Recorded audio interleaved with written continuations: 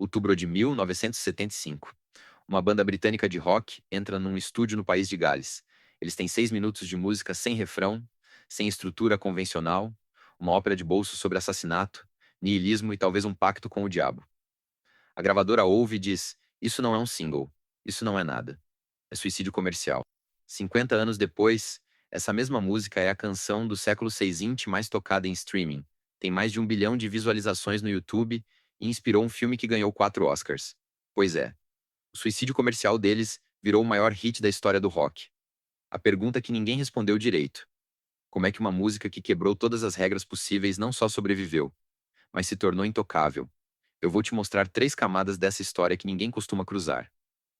A primeira: como o Queen chegou naquele estúdio quase falido, depois de 3 álbuns que mal pagaram as contas, uma turnê americana que deixou a banda no vermelho, e uma pressão da gravadora por singles comerciais que eles simplesmente não conseguiam entregar. A segunda: o que realmente aconteceu na gravação. As fitas que literalmente ficaram transparentes de tão gastas, os produtores que desistiram no meio do caminho, as brigas internas entre Fred e o engenheiro de som Roy Thomas Baker, e a briga sobre se aquilo era genial ou um delírio de grandeza de uma banda que estava se afundando em dívidas. E a terceira: essa é a que realmente importa. Porque, 50 anos depois, a indústria musical inteira ainda não consegue explicar nem replicar o que Bohemian Rhapsody fez. Não é só sobre Freddie Mercury ser um gênio. É sobre uma banda que teve coragem de ignorar todo mundo. A gravadora, os críticos, os radialistas, o próprio mercado.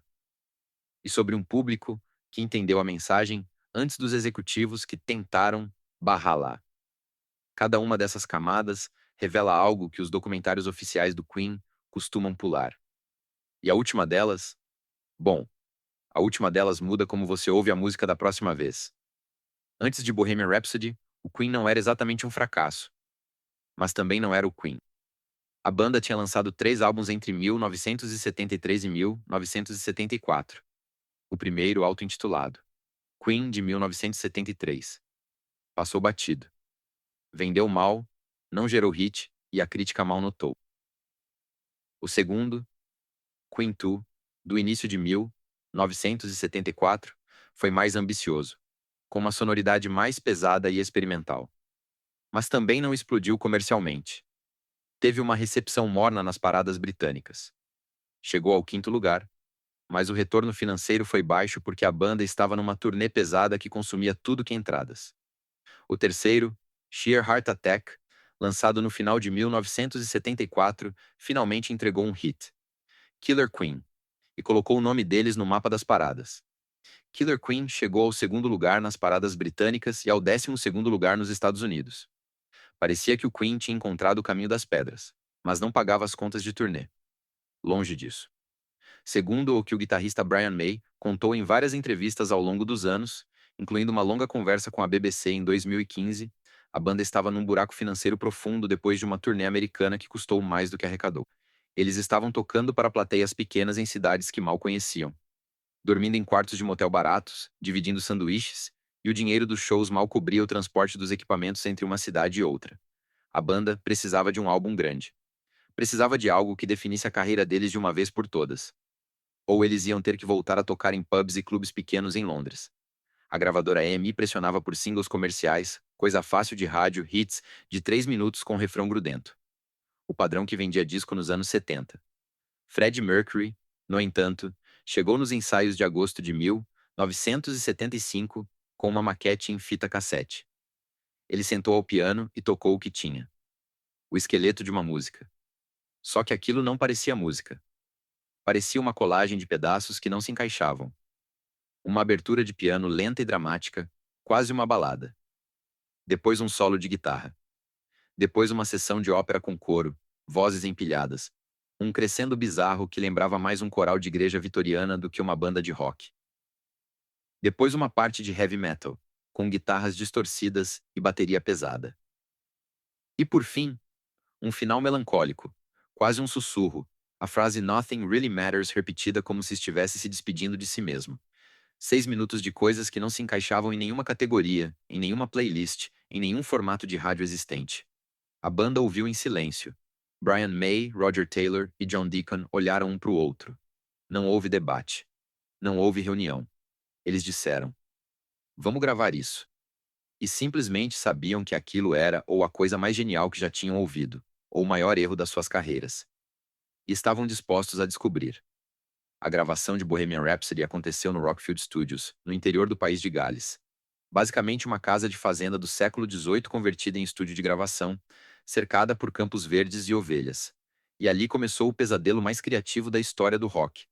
A sessão de ópera, aquela parte do Galileu Galileu que todo mundo conhece, exigiu que a banda gravasse 180 takes separados de vocais.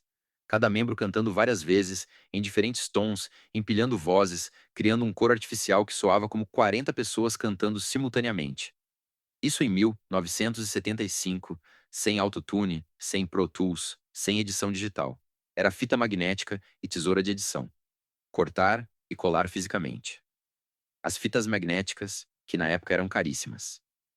Cada rolo de 2 polegadas custava centenas de dólares, o equivalente a mais de US$ 1.000 hoje. Passaram por tanta gravação e regravação que literalmente ficaram transparentes de tão gastas. O engenheiro de som, Roy Thomas Baker, contou em várias entrevistas depois, incluindo uma com a revista Sound on Sound nos anos 90, que a banda destruiu as fitas de tanto rebobinar e regravar por cima. Tinha hora que ele colocava a fita na máquina e via a luz passando através dela de tão fina que estava. A mixagem levou 3 semanas. 3 semanas inteiras dedicadas a uma única música de 6 minutos. Enquanto isso, a EMI do lado de fora esperando o single comercial que nunca chegava. O custo da gravação foi tão alto que consumiu quase todo o orçamento do álbum inteiro. A Night at the Opera. O produtor Roy Thomas Baker e Freddie Mercury tinham uma dinâmica explosiva. Gritavam um com o outro, jogavam fitas pela sala. Um saía batendo a porta e o outro continuava trabalhando sozinho. Mas no final saía algo que nenhum dos dois conseguia explicar racionalmente. Algo maior que a soma das partes. E tem mais uma coisa que pouca gente sabe. O título original da música era Mongolian Rhapsody. Pois é, Fred escreveu no papel de rascunho, com a caligrafia dele, a palavra Mongolian, e depois riscou com uma caneta. O manuscrito original existe, está em algum arquivo particular de colecionador, e mostra o risco de caneta atravessando a palavra com Bohemian escrito ao lado, numa caligrafia mais firme. Ninguém sabe exatamente quem sugeriu a troca. Se foi o próprio Fred, se foi Brian May, se foi o produtor. A história de quem fez a mudança se perdeu nos bastidores em algum boato que ninguém confirmou com certeza. O que se sabe é que a banda inteira achou que Bohemian funcionava melhor. Capturava melhor aquela sensação de excentricidade calculada, de identidade musical múltipla, que a própria canção já carregava. E no fim das contas, a pergunta que fica é: teria sido a mesma música com outro nome? Provavelmente sim, mas não teria a mesma mística. Agora vem a parte em que a história vira guerra aberta entre a banda e a própria gravadora que os contratou. Quando a mixagem ficou pronta, depois de semanas de trabalho exaustivo, o Queen pegou a fita master e levou para a EMI em Londres, na sede da gravadora, no bairro de Manchester Square. Os executivos se reuniram numa sala de audição fechada. Colocaram a fita para tocar. Ouviram a música inteira em silêncio absoluto. 6 minutos e alguns segundos de silêncio tenso depois que o último acorde se desfez. Aí veio a frase que entrou para a história da música pop: isso nunca vai tocar no rádio. 6 minutos é tempo demais para uma música tocar numa estação de rádio FM em 1975. O formato padrão de single na época era de 3 minutos. No máximo 3,5. As rádios tinham playlists apertadas calculadas ao minuto.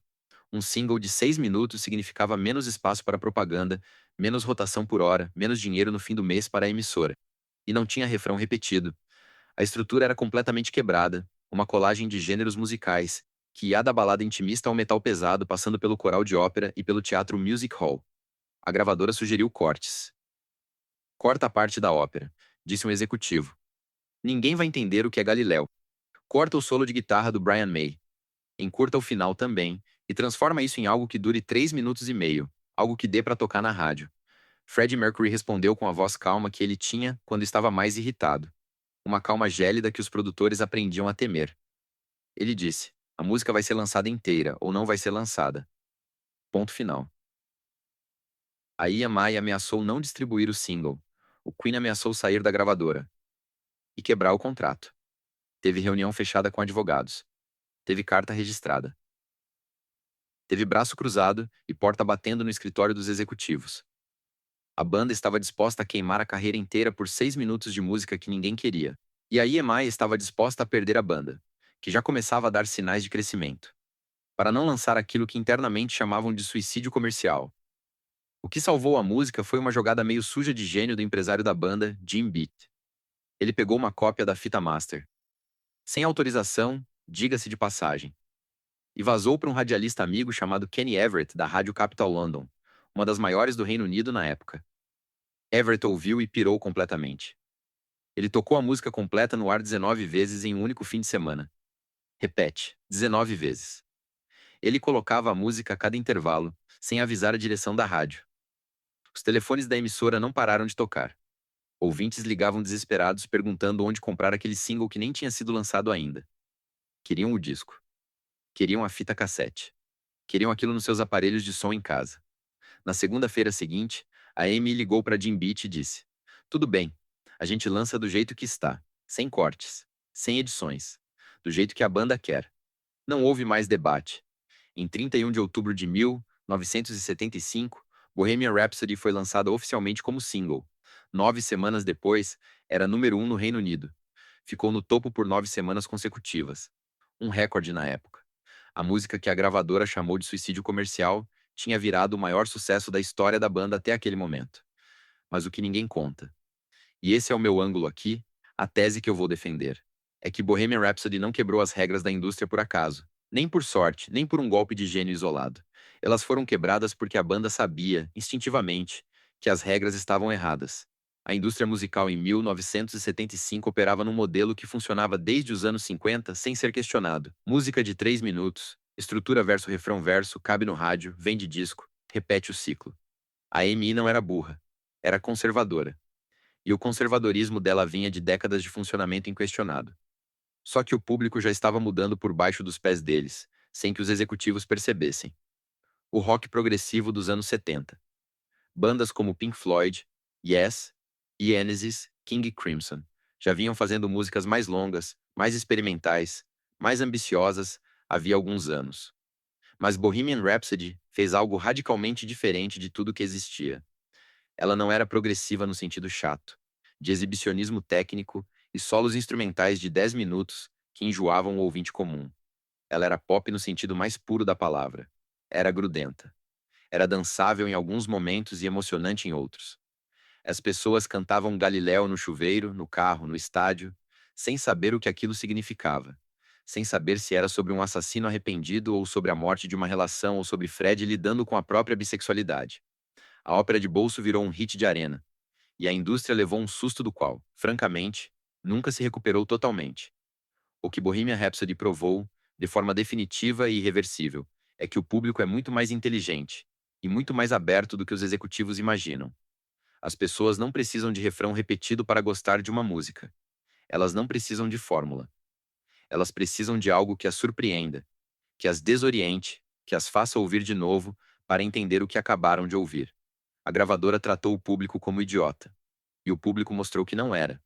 Essa é a grande lição que a indústria musical esquece e reaprende a cada nova geração. E que Bohemian Rhapsody lembra a cada 50 anos, como uma pedra no sapato do conformismo comercial. O lançamento de Bohemian Rhapsody como single foi em 31 de outubro de 1975, dia de Halloween. Coincidência ou não, considerando os temas de assassinato e pacto com o diabo que permeiam a letra. O álbum A Night at the Opera saiu um mês depois, em novembro de 1975, e também foi um sucesso estrondoso. Chegou ao primeiro lugar no Reino Unido e ao quarto lugar nos Estados Unidos. O legado de Bohemian Rhapsody é meio paradoxal. Ela se tornou o padrão ouro de ousadia musical. Mas ninguém conseguiu repetir a fórmula. Nos 50 anos seguintes, centenas de bandas tentaram a estrutura quebrada, a colagem de gêneros, a ópera dentro do rock, o anti-refrão que vira refrão sem querer. Nenhuma chegou perto. Por quê? Porque a música não era ousada por ser diferente. Ela era ousada porque era genuína. Freddie Mercury não escreveu aquilo para chocar, para provocar, para provar um ponto para os executivos da EMI. Embora isso tenha sido um efeito colateral. Ele escreveu porque aquela era a música que ele queria ouvir naquele momento da vida dele. E isso não se copia. Não se reproduz em laboratório. Não se extrai de algoritmo de recomendação. O filme Bohemian Rhapsody, lançado em 2018, com Rami Malek interpretando Freddie Mercury, arrecadou mais de 900 milhões de dólares no mundo todo. 900 milhões de dólares. Uma cinebiografia sobre uma banda dos anos 70 e uma música que quase não foi lançada. Recentemente, em maio de 2025, o filme Michael, cinebiografia do Michael Jackson, ultrapassou Bohemian Rhapsody como a cinebiografia musical de maior bilheteria da história do cinema. Segundo a Billboard Brasil, isso aconteceu. E é justo. O Michael Jackson merece esse recorde, o impacto dele na música pop é inegável. Mas o número que realmente impressiona não é o do filme do Michael. É que Bohemian Rhapsody, uma música gravada em 1975, sem refrão, sobre matar um homem e fazer um pacto com o diabo, gerou uma indústria cinematográfica de quase US$ 1 bilhão 43 anos depois de ser lançada. Isso não é sucesso. Isso é assombração. A música não morre. Ela só muda de formato. E meio que assombra a indústria que tentou matá-la. O que Bohemian Rhapsody fez foi provar que a arte genuína não tem prazo de validade. Ela pode ficar 40 anos na prateleira e de repente voltar como o maior filme do ano. Ou como o meme mais compartilhado da internet, ou como a música que todo mundo canta no karaokê sem saber porque sabe a letra de cor. E eu fico pensando no que aconteceria se o Freddie Mercury tivesse cedido naquela reunião tensa na EMI. Se ele tivesse ouvido os executivos e cortado a parte da ópera. Encurtado o solo de guitarra do Brian May. Colocado um refrão repetido 3 vezes como mandava o manual de produção de hits de 1975. A música teria tocado no rádio. Teria vendido alguns milhares de cópias como single de carreira. E teria sido completamente esquecida em 6 meses, soterrada por outros hits de bandas que seguiram o manual certinho. O Queen talvez tivesse virado uma banda de um hit só, Killer Queen.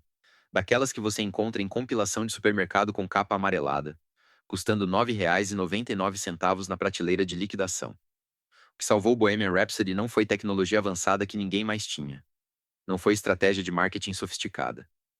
Não foi um algoritmo de recomendação prevendo o comportamento do público. Foi a recusa. Pura, simples, teimosa e racional. De tratar a arte como produto industrial padronizado. A Amy via aquilo como um produto defeituoso que precisava de reparos para caber na prateleira certa. A banda via como a única música que poderia representar quem eles eram naquele momento, com todas as contradições, exageros, bizarrice e grandiosidade incluídas. E o público, que não estava na reunião, que não sabia das brigas internas, que não tinha acesso aos bastidores. Sentiu a diferença instintivamente. O ouvido humano percebe quando algo é feito por amor versus quando é feito por encomenda. Não é teoria da conspiração. É literacia emocional que a indústria subestima toda vez. Talvez a pergunta não seja como Bohemian Rhapsody sobreviveu ao conservadorismo da EMI. Talvez a pergunta seja: quantas outras músicas como ela foram mortas antes de nascer? Quantas vezes a indústria, o mercado, o medo de arriscar, a planilha de custos, mataram algo genuíno porque não se encaixava no formato pré-estabelecido? Bohemian Rhapsody é a exceção que prova a regra. E a regra é cruel. Resumo seco. Bohemian Rhapsody é uma música de 6 minutos, sem refrão que ninguém queria lançar, que a gravadora EMI chamou de suicídio comercial, que teve que ser vazada para um radialista amigo para forçar a distribuição, e que 50 anos depois é a canção do século VI mais ouvida em streaming de todos os tempos, com mais de 1 bilhão de visualizações no YouTube. Freddie Mercury e o Queen apostaram tudo na intuição deles contra o mercado. Ganharam de lavada, e mudaram o que uma música podia ser. Mas a pergunta que fica, e que eu quero ouvir de vocês, é que música atual, lançada nos últimos 5 anos, vocês acham que vai ter esse mesmo tipo de legado daqui a 50 anos? Pode ser do Brasil, pode ser internacional. Pode ser rock, pop, funk, MPB, eletrônica, o que for. Eu quero saber o que vocês acham que vai sobreviver ao próprio tempo, virar esse tipo de fenômeno que atravessa gerações. A gente tá montando esse canal junto, então manda aí nos comentários a sua aposta. E me diz também, que história tu quer que a gente decifre no próximo Profundo? Eu vou ler cada resposta, inclusive as mais bizarras.